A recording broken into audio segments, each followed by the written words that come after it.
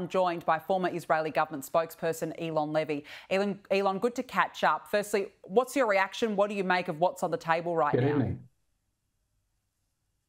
We need massive global pressure on Hamas to say yes to this deal. Israel wants peace. The United States wants peace. The only people who don't want peace are the Hamas terrorist army who are still holding onto the hostages and waging this brutal war. This is a bold plan to end the war that Hamas started 2 years ago. If implemented, it ends the war immediately. It surges humanitarian aid immediately. Most important, it releases all the hostages immediately. And it requires Hamas to be dismantled, to destroy its offensive weaponry, and make sure that it can have no role in the future governance of Gaza. And what this deal basically is the terms of Hamas's surrender. It's the United States telling Hamas, you have lost this war. There is nothing left to fight for. You need to end this war and stop dragging the region into more conflict. Take the deal. Take it now. Look, absolutely. And the issue, once again, is Hamas. I mean, they haven't played ball from the very beginning. The world's gambling on making a deal with the devil. But this time there would be a body to oversee Gaza, Eylon. Do you think that would make a difference in the negotiations? Look, I don't have much confidence in the idea that international peacekeepers are going to dismantle Hamas. We saw how Hezbollah built its terrorist army right under the noses of international peacekeepers in Lebanon, where those peacekeepers were more than useless.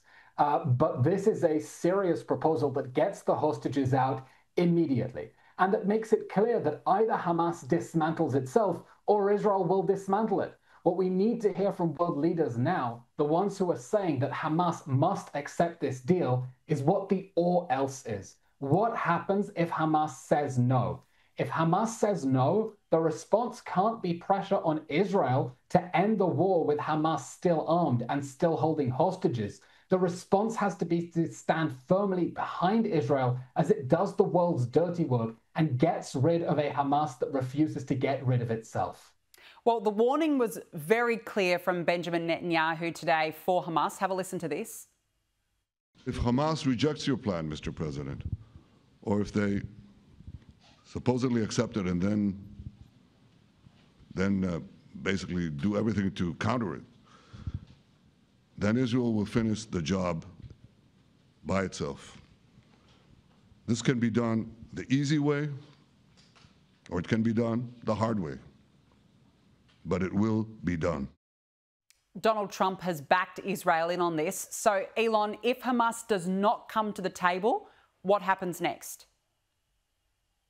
If Hamas does not accept this deal to free the hostages and end the war, then Israel will continue the military option to bring Hamas down and make sure that it can never threaten Israeli families again.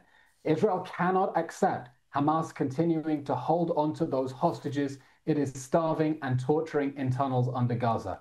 Israel cannot accept Hamas controlling territory just a few meters away from people's homes in Israel, rebuilding its terrorist army for the next October 7th massacre. This war is going to end with Hamas removed one way or another.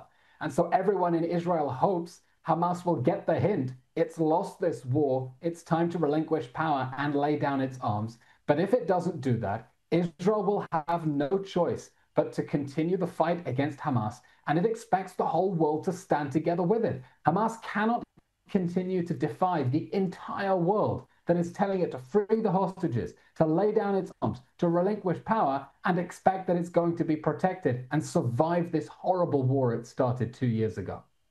Eylon, last week leaders recognised Palestine at the UN.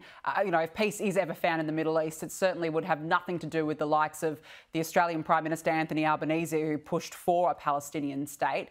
But has today's deal made these leaders look so weak for going to the United Nations with absolutely no plan whatsoever, just purely playing politics? I think President Trump's proposal shows what a dangerous role these world leaders have been making by trying to grandstand and appeal to their own backbenchers and cave into violent mobs on their own street. What we need is pressure on Hamas to end the war it started, not rewards for Hamas that encourage it to keep going. But Hamas said just this week, global recognition is one of the benefits of October 7th. Australia's reaction made Hamas feel vindicated, makes Hamas think it was right to launch this regional war 2 years ago. While President Trump is trying to pressure Hamas to end the war, Australia was effectively telling Hamas, keep going. So I hope that the Australian government now thinks seriously. How do we pressure Hamas to say yes to this deal? And if Hamas says no, how do we stop rewarding Hamas and support Israel as it fights to do what the whole world is saying must happen, which is to bring the hostages home and to bring Hamas down and out of power so it can never drag this region into war ever again. Yeah, and look, it just goes to show the difference with the leaders. The leaders at the UN with no plan, just grandstanding, as you said, Donald Trump with moral courage and an actual plan to try and bring peace. We all await with bated breath to see what happens. Eylon Levy, good to catch up as always. Thank you so much for joining me on the show this evening.